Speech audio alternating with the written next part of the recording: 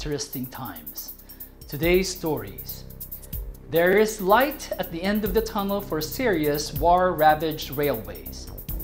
A UN envoy calls for opening evacuation routes from Syria's Idlib. Ex-Trump campaign aide leaves court after getting jail sentence. OAS group evaluating Venezuelan migration will travel to Colombia. Twitter permanently bans Alex Jones. Plus, the stolen Wizard of Oz slippers have been found after 13 years.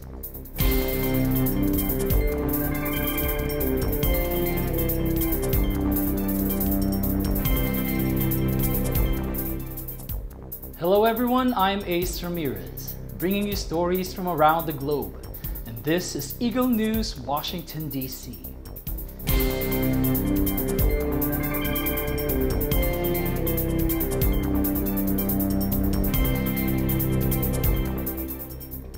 Syrian workers installed Damascus Fair Station's new railways along the airport road. The tracks lead from Kadam Station to grounds hosting the annual Damascus International Fair.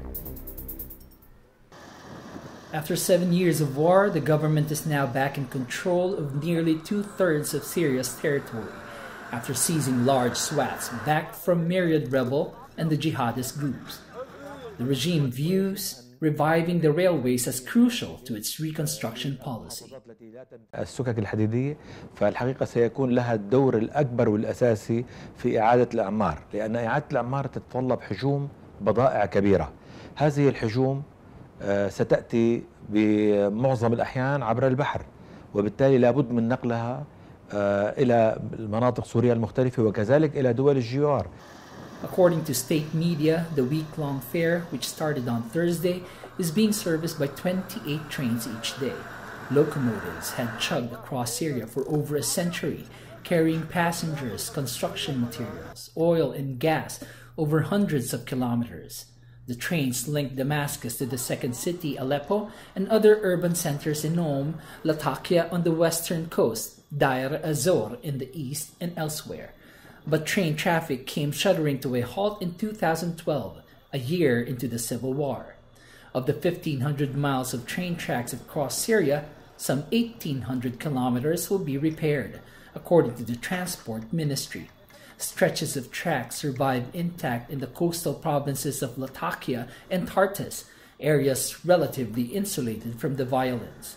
Routes that will be revived include those running north to south between Damascus, and Aleppo, as well as lines between the coast and the country's east bordering Iraq. Many lines even lack tracks. Radwan Tikriti, the railway chief for the Damascus region, says some tracks were stolen and others were damaged because of the war. He has worked with locomotives for 30 years and once lived near Kadam Station, where he grew accustomed to waking each morning to the sound of train whistles.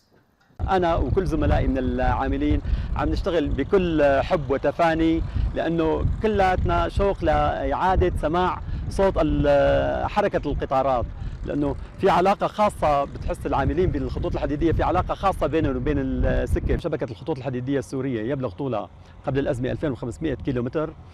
خلال فترة الأزمة خرجت معظم هذه الشبكة عن الخدمة، لم يتبقى يعمل على شبكة الخطوط الحديدية السورية سوى خط اللاذقية طرطوس بطول 100 كيلومتر.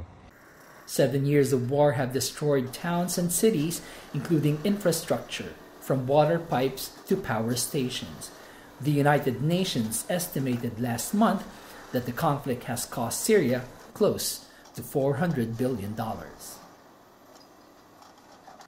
The United Nations peace envoy for Syria on Friday called for evacuation corridors to be open for civilians to flee a looming Syrian offensive in rebel-held Idlib province that could lead to a horrific and bloody battle. The United Nations has warned of a humanitarian disaster if Syria forces, backed by Russia and Iran, launch an all-out attack in Idlib, the last major rebel bastion. The dangers are profound that any battle for Idlib would be a horrific and bloody battle. We must allow the opening of a sufficient number of protected voluntary evacuation routes for civilians in any direction, east, north, and south. The council was meeting as the presidents of Iran, Russia, and Turkey agreed during a summit in Tehran to work in a spirit of cooperation to stabilize the situation in Idlib. The three countries are guarantors of the Astana process, a track of talks on Syria's war launched after Russia's 2015 military intervention, which led to the creation of de-escalation zones. De Mistura told the council that he was ready to make proposals on separating Al-Qaeda-linked groups fighting in Idlib from other rebels in a bid to ensure the protection of civilians. The United Nations envoy is scheduled to hold talks with the three guarantors next week in Geneva on the crisis in Idlib. More than 350,000 people have been killed in Syria's 7-year war, but UN diplomats fear the assault on Idlib could trigger one of the worst bloodbaths of the conflict. Enfin, nous devons être extrêmement vigilants sur l'instrumentalisation de la question des corridors humanitaires. Des déplacements forcés de milliers de personnes vers des zones contrôlées par le régime, en l'absence de toute supervision internationale, n'auraient rien d'humanitaire et seraient au contraire constitutifs de crimes de guerre. Up next, ex-Trump campaign aide leaves court after getting jail sentence. OAS group evaluating Venezuelan migration will travel to Colombia. Twitter permanently bans Alex Jones. Eagle News, Washington, D.C. will return in a moment.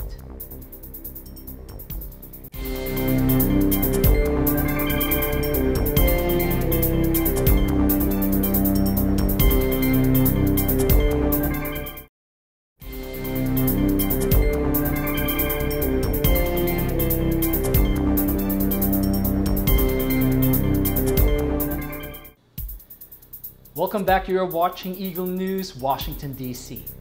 A former advisor to U.S. President Donald Trump, whose contacts with Russians set off the investigation into possible collusion with Moscow, was jailed Friday for lying to the FBI. U.S. District Judge Randolph Moss sentenced foreign policy aide George Papadopoulos to 14 days, noting that he lied in an investigation that was important to national security. Papadopoulos had told the court in Washington, and I quote, "In January 2017, I made a terrible mistake for which I paid dearly. I am ashamed. I was young and ambitious." The federal judge said he took into consideration Papadopoulos' genuine remorse in issuing the light sentence, which included a $9,500 fine, a year on parole, and community service. Moss said by lying to investigators, Papadopoulos had made a calculated exercise of self-interest over the national interest.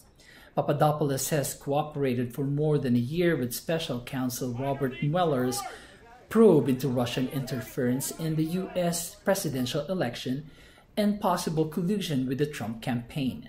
He has testified that senior campaign members encouraged him during 2016 to build ties with Russia, including after he told them that Moscow possessed and could be willing to share dirt on Trump's election rival, Hillary Clinton.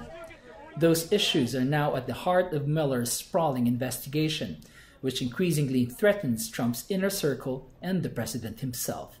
Out of the 35 people and entities so far charged, Papadopoulos is one of the 5 who have pleaded guilty and the second to be sentenced.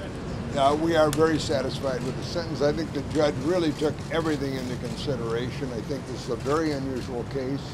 I know some people will think the sentence is light. Some people may think it's heavy. But there's no doubt in my mind that the judge issued what he thought was a very fair sentence.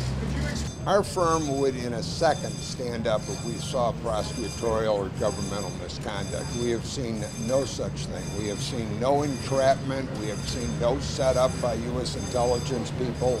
As far as we're concerned, based on everything we saw, they did this on the square. The Secretary General of the Organization of American States, or OAS, Luis Almagro, says the freshly created OAS group, tasked with evaluating the impact of the Venezuelan migration crisis on the continent, will travel next week to Colombia, the country most impacted by the crisis. Tendrá que visitar todos los países. Hemos recibido la invitación de Colombia, que agradecemos muy especialmente, para visitar el país la próxima semana, y va a ser el primer, digamos, acción que va a tener el grupo, porque el coordinador del mismo nos acompañará en esa visita. En el día de mañana estaremos firmando la orden ejecutiva que crea el mismo. Obviamente que aspectos como derechos humanos, necesidades básicas, captación de recursos, van a ser temas fundamentales que abordará el mismo, de acuerdo a un esquema de organización interna. Lo cual va a fortalecer nuestra capacidad para hacerle frente a la crisis y nos va a permitir actuar conjuntamente, señor Secretario General, en el espacio multilateral, empezando por lo que haremos juntos en la próxima Asamblea General de las Naciones Unidas. De igual manera, Twitter on Thursday announced it had banned far-right conspiracy theorist Alex Jones from its platform, as well as the account of InfoWars, the website he operates. The social network said, and I quote, "Today, we permanently suspended at Real Alex Jones and at InfoWars from Twitter and Periscope. We took this action based on new reports of tweets and videos posted yesterday that violate our abusive behavior policy, in addition to the account's past violations." Coming up, the stolen Wizard of Oz slippers have been found after 13 years. Eagle News, Washington, D.C. will return shortly.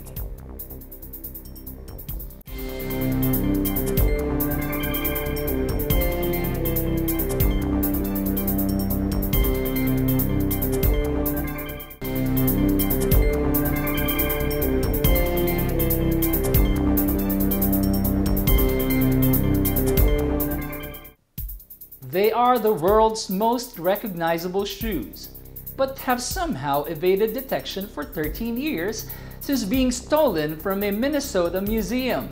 But on Tuesday, the ruby red slippers worn by Dorothy in The Wizard of Oz came home again. U.S. authorities announced they had recovered the famous sequined shoes, one of 4 pairs worn by Judy Garland in the 1939 American classic film. The shoes were snatched in the dead of night in 2005 from a shattered glass case at the Judy Garland Museum in the late actress's birthplace of Grand Rapids, Minnesota. A $1 million reward had been offered for their return, but the culprit and the fate of the shoes had remained a mystery. Authorities shed light on what happened to the shoes, telling reporters only that they had recovered the famous pair and that there were multiple suspects. They unveiled the shoes, which appeared to be in good condition, in a glass case. The Smithsonian Institution's National Museum of American History in Washington, which has another pair of Dorothy slippers on display, authenticated the recovered pair. Judy Garland Museum representative Sue Plagman said, and I quote, "It's unbelievable. We never thought they'd be recovered. We thought they were lost forever." Chief Scott Johnson said, ever since the 2005 theft, police in the city of Grand Rapids have received numerous tips. One tip claimed the shoes were nailed to a wall in a roadside diner. Another insisted they were thrown in an iron ore pit. Adding that it didn't help that countless replicas were in circulation, Johnson said, "Our police department followed up on each and every lead. But as the trail grew cold, it appeared less and less likely that the shoes would ever be seen again." The investigation picked up a year ago when authorities said an extortion attempt was made to the insurance company that had taken ownership claim to the slippers. The FBI said local police contacted the FBI and a year-long investigation began.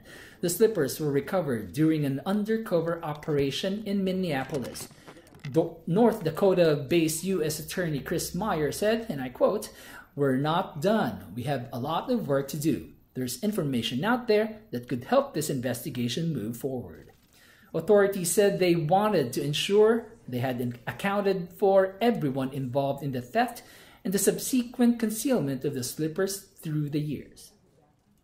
FBI agent Jill Sanborn said, and I quote, "Our hope today is that folks that are watching this, if you know something about the theft, something about where these slippers have been in the last 13 years, that you come forward and you share that with us." The stolen slippers were one of 4 known surviving pairs used in the film and worn by Garland as she danced her way down the yellow brick road. Police Chief Johnson said, "They're more than just a pair of shoes. They're an enduring symbol of the power of belief." That is today's Eagle News Washington, D.C. Join us tomorrow for stories that matter to you. Visit our websites at Eaglenews.PH and EagleNewsLive.com. Like us on Facebook, follow us on Twitter at twitter.com/EagleNewsPH. Thank you for watching. I'm Ace Ramirez on 1 with 25.